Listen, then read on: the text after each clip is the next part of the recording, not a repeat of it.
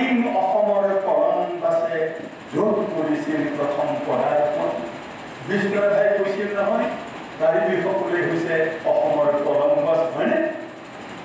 সেই কথাটো জেৰেতাৰী লোকনাথ গোস্বামীয়ে কৈছে, আদিম অসমৰ কলম্বাছে য'ত কৰিছিল প্ৰথম পদাৰ্পণ। তাতেই দেখিছোঁ আজি শকতিৰ কৰ্তন সৃষ্টিকাৰী মানুহৰ মন। কলংকপিলি আৰু কাৰ্বি লাংকি ইতিহাসৰে জীয়া সাক্ষী, তাৰেই পাৰতে দেখোঁ বহু বসতি বড়ো তিৱা কাৰ্বি ডিমাচা কুকি, হিন্দু মুছলিম শিখ খ্ৰীষ্টানৰ মহামিলনৰ এই ক্ৰীড়াংগন। তাতেই শুনিছোঁ আজি প্ৰেম আৰু পোহৰৰ মিঠা গীৰে আলাপন।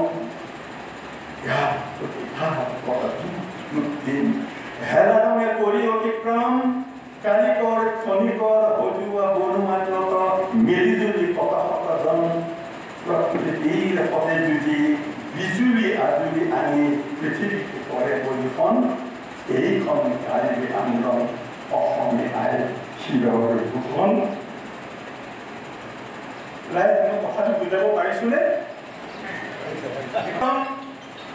অসমৰ শিৰৰ ভূষণ জোৰণিৰ পৰা আহে কাতি মাহত যেনেকৈ উত্তৰ দিশতে চাই পঠিয়ালে চক চকাই হিমালয়ৰ শৃংগ জিলিকি উঠে, তেনেকৈ পশ্চিম প্ৰান্তৰ পৰা উত্তৰ পূব প্ৰান্তলৈ দৃষ্টি নিক্ষেপ কৰিলে কাৰ্বি আন্দোলন অসমৰ ভূষণ খেলি দিব জ্বলি উঠে।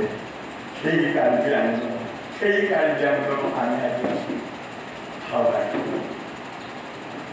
এই কথাখিনিয়ে মোৰ হৃদয় আনন্দিত কৰি তুলি মোক নষ্টালজিক কৰি তুলিছে। আৰু একেবাৰে কেৱল জয়মতীয়ে যেতিয়া এই কথাখিনি ক'লে মই দেখিলোঁ হয়, অসম জ্যেষ্ঠ নাগৰিক সন্মিলনৰ ক্ষেত্ৰতো জয়মতীৰ নিচিনা এগৰাকী মহিয়সী নাৰী আমাক লাগে।